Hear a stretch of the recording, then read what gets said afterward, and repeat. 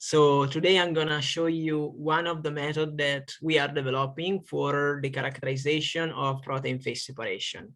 And this method is based on the understanding of the optical properties of solvatochromic dyes, like the Actan or Prodan or Lordan, to better highlight the physicochemical properties of this new novel concept in the biocellular physiopathology.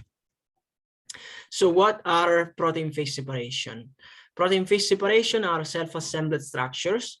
They can form thanks to the interaction of proteins with themselves or other materials inside the cell. And these organelles are membraneless organelles. So this means there's not a membrane that is confined these structures. And this is very important because this gives to the cell the opportunity to form and achieve new functions without the requirements of forming a membrane that is kind of expensive in terms of energies. And these membraneless organelles can orchestrate the physiopathology of the cell.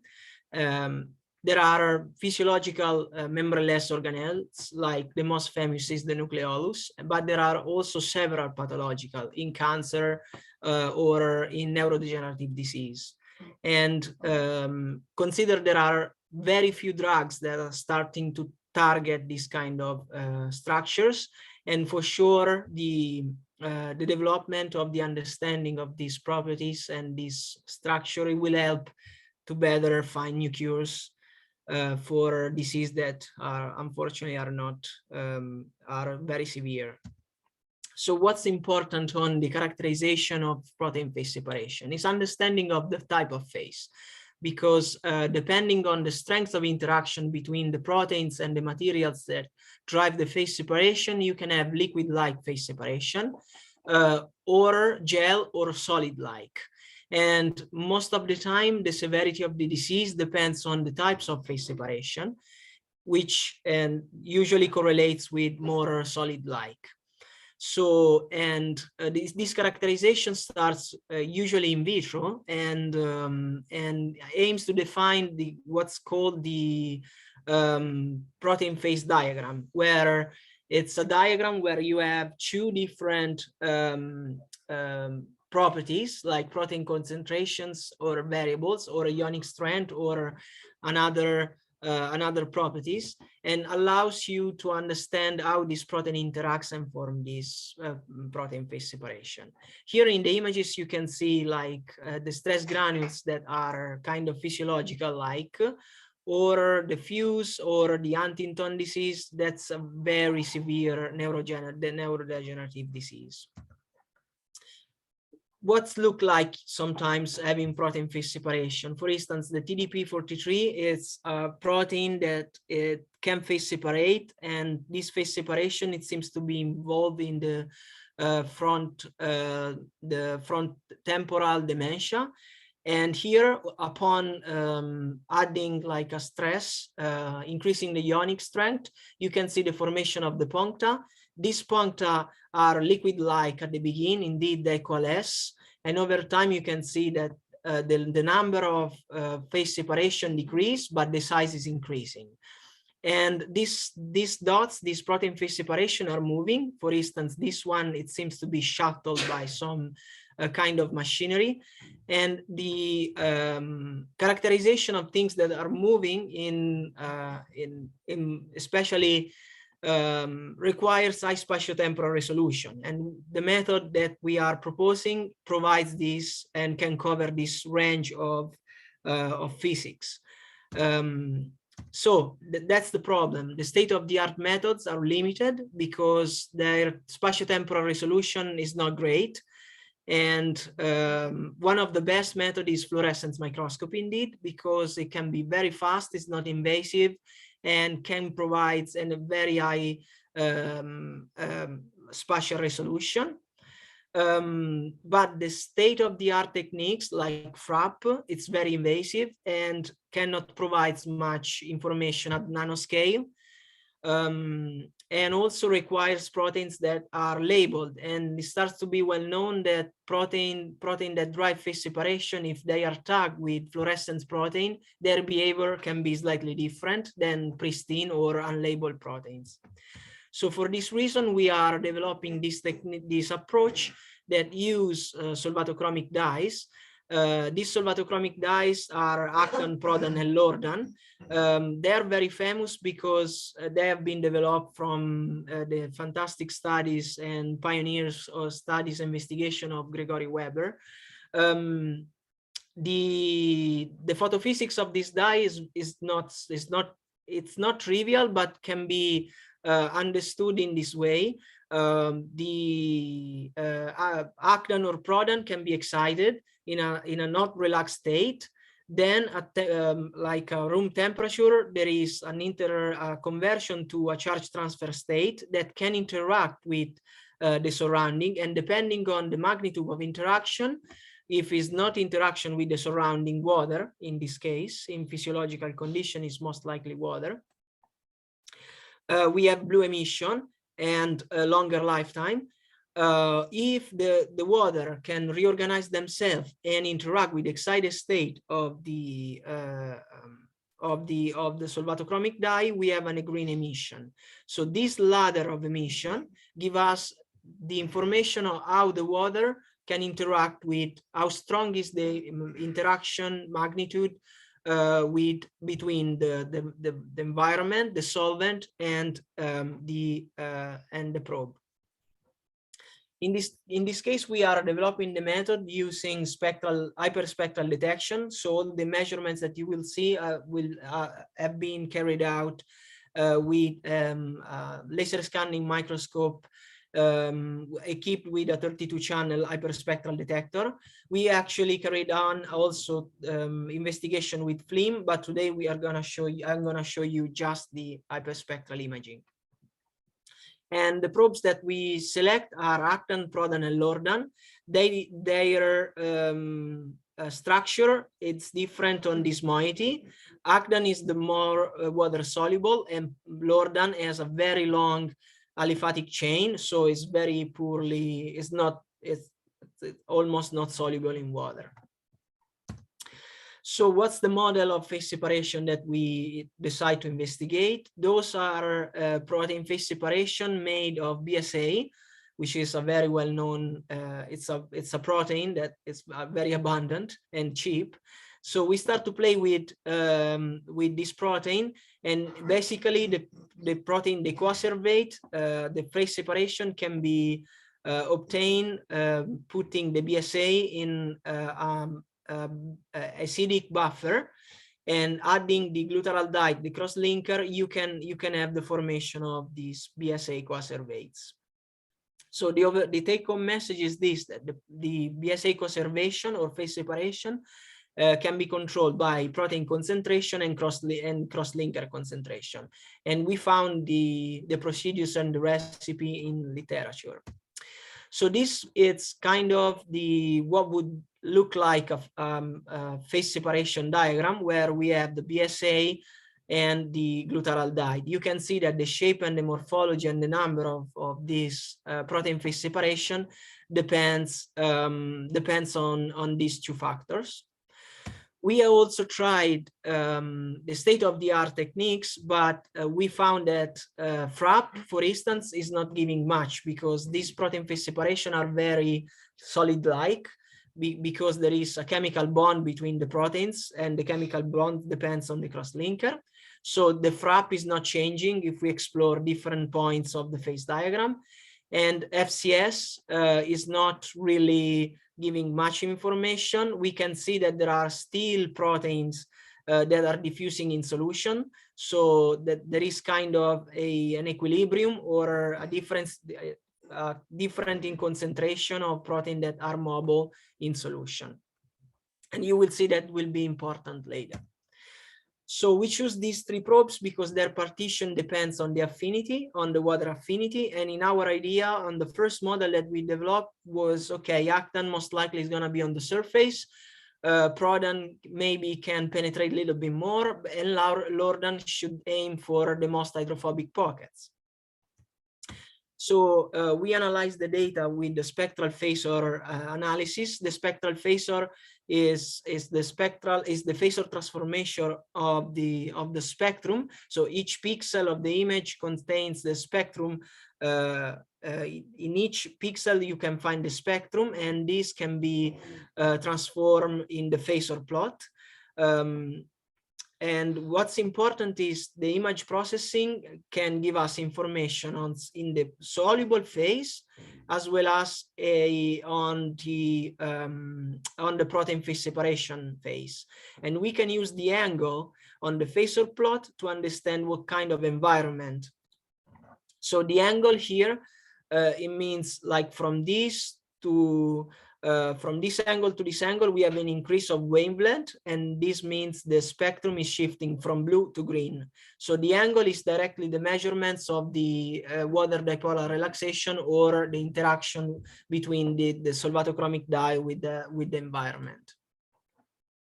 So we start that this preliminary phase diagram, and we discover that the probes gives different information. So this means the environment that they can populate depends on their affinity. So the model in some way was correct, but here we are carrying on too many informations, and it's kind of tricky and not trivial to understand the properties of the system. For sure, the method can give us information on the solution, as well as the protein phase separation state.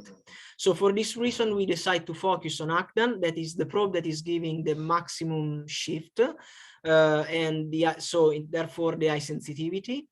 And the next step would be, okay, the first model where we compare the three probes was based on the hydrophobicity, hydrophilicity of the probe. And this is an approach that has been used for the characterization of the membranes using these solvatochromic dyes.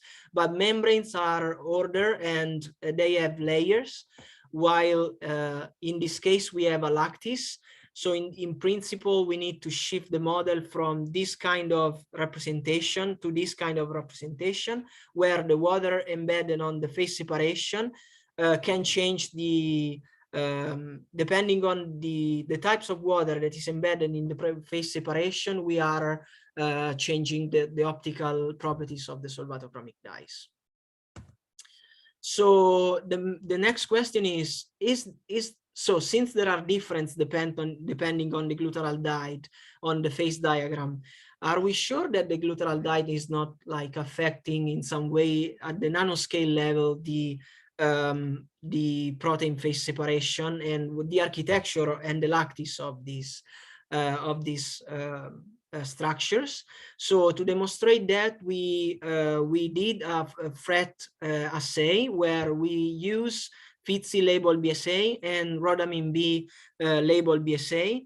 FITC is the donor and rhodamine B is the acceptor, and by measuring the quenching of the lifetime of the donor, we can actually measure the FRET efficiency.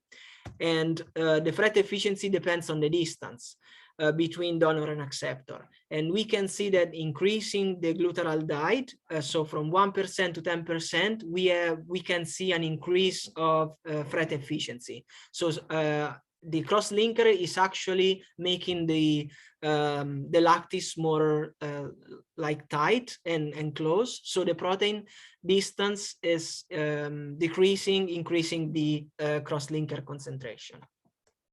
So this means that the interaction in some way is stronger between the proteins. And then we study, yeah, but most likely this very heterogeneous environment inside the phase separation depends, and the response of the probe depends on the concentration. So we explore the concentration and we isolate the best concentration to study these kind of things, and we choose the one that have the like the spectrum constant after this concentration. So this means here we are populating all the available pockets in the in the protein phase separation. And we also use this to demonstrate that this phase separation have like slightly autofluorescent. So we had to develop a three components analysis to analyze this protein phase separation. So using the three component analysis and the shift, we could measure the protein phase diagram on the droplet phase and the solution phase. And you can see here that there are regions of the diagram where the water embedded in the protein phase separation is different. So we can highlight and super resolve the phase diagram where we have this region where is different than this region. And at the same time, in the same image, we can also have information of the aggregation state of the protein in solution. I've tried to schematize and summarize. So those are the images. I've tried to summarize what's going on depending on the protein concentration and cross-linker concentration. So small protein concentration and as a function of the cross-linker, we can see that the color is not shifting. So this means the cross-linker is not modifying the optical properties of the probe, and this is important. Then increasing the protein concentration with no cross-linker, we can see that the color is changing. And this is due to the fact that BSA has a hydrophobic pocket. So this is, in our opinion, the binding of actin to the hydrophobic pocket of BSA. So in principle, we can measure the binding constant following this axis. And then if we move in diagonal, so increasing the protein concentration and the cross-linker in solution, we can see that we have a formation of oligomers, and then probably the phase separation is sequestering all the protein in solution. So we, in principle, are decreasing the concentration of BSA free in solution. So this is the overview for the soluble phase. And for the protein phase separation phase and the drop in general, we call it droplet phase. Moving here in diagonal, we can see that the color is shifting. So this is more blue and this is more green. So in our opinion, the water embedded inside this phase separation is interacting more with the proteins in this case, and here is not interacting with proteins but can relax the excited state of actin. And this is due to the fact that the protein interaction here is maximum, protein-protein interaction. So the water is not interacting with the lattice of protein phase separation. So yes, this is the summary. So so this phase of cross-linker, this amount of cross-linker have low polarity, and here high polarity, and this depends on the water lattice interaction. We are also trying to correlating the other physical properties of this protein phase separation.